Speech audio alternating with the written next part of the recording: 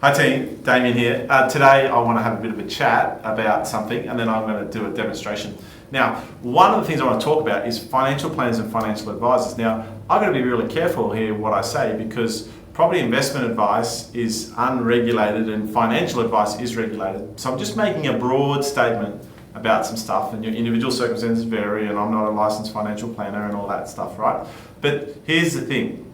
Did you know that financial planners and financial advisors don't provide advice on real estate investment? But yet real estate investment is where the big returns are, and I'm going to show you why in a second. So there's a lot of people out there who go to their financial planner and financial advisor seeking someone to do with their money, and they end up putting it into shares and other things, and some do okay, but really it's nothing compared to what's possible with real estate, and I'm going to show you why. So watch the rest of this video.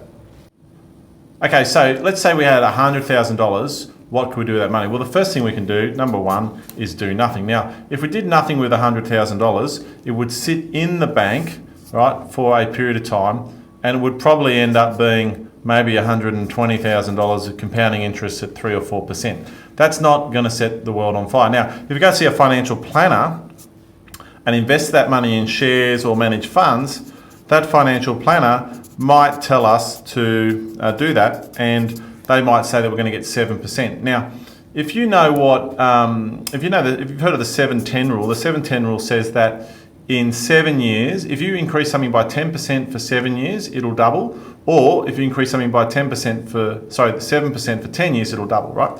So we put our 100 grand in this fund, and it gets 7%, right? And it ends up being 200 grand after that period of time, which is about 10 years, right?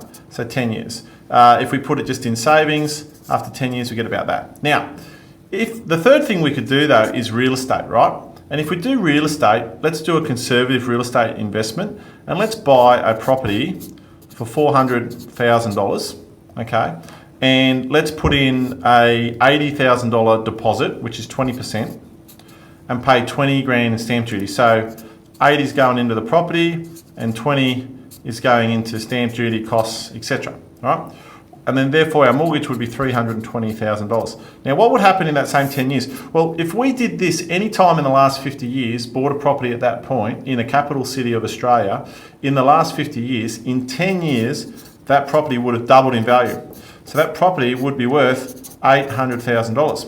Now, if we had interest-only loan the whole time and we rented the property out for $400 per week at the start, because that corresponds with roughly with the value, okay, then the property would be renting for $800 per week, and if it was interest-only the whole time, the loan would still be there at $320, but the equity would be $480,000. 480. So what do you want? Do you want 480? Do you want 120 for doing nothing, putting in a savings account? Do you want 200 for listening to your financial advisor and putting in a well-performing managed fund? Or do you want 480? But we can go even further. Let's change the colour. Now, a hardcore but smart property investor would actually go and buy 2 properties, each for the same amount, 400. Okay, and what they would do is get into each of those by the skin of their teeth, right? So they're going to put a minimum deposit in, 5%, pay stamp duty, and pay mortgage insurance. So the mortgage is going to be $380,000. $380,000. Rent them out for $400 per week, no problem at all. Okay. Now, why would we do a crazy thing like that? Well, let's just see what happens to that portfolio in that same time if we did this any time in the last 50 years. Okay, we've now got 2 properties. Each property is now worth $800K,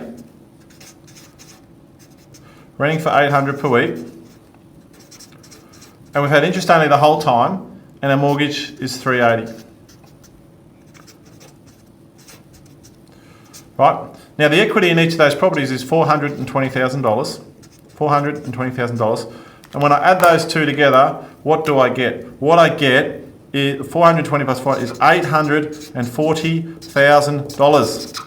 $840,000. So what do you want? Do you want to do nothing and be conservative because you're conservative and put your money in a savings account and get like maybe 120 over 10 years? Do you want to put your money in a managed fund and maybe get 7% and double it in 10 years, get 200 grand? Do you want to put it in one property and not pay mortgage insurance, do an 80% loan and sit on it? Well, then you're going to do much better than savings at 480. But if you're really serious, you can get right into it. Look at what's possible. And the reason why that is possible is this thing we call leverage. Leverage, okay? It's a financial term they don't teach you at school, but basically what we're doing over here is we're taking our 100 grand and we're turning it into 800 grand worth of asset. And we're holding that in the market, and that's why we're getting such a great result. Now, if you're going to do that leverage, would you do it on shares? Not in your life. You know, too volatile, too crazy. But residential homes in capital cities of Australia, those capital cities are always going to exist, and people are always going to need residential homes. This is why the banks will lend you up to 95% for a house, but they won't lend you. They will lend you barely anything on shares, maybe 30% of your share portfolio. And you know, commercial property they'll lend you less. They love residential property because it's so safe. If you've ever heard of the expression "safe as houses," now you know why. That's all for me today. Cheers.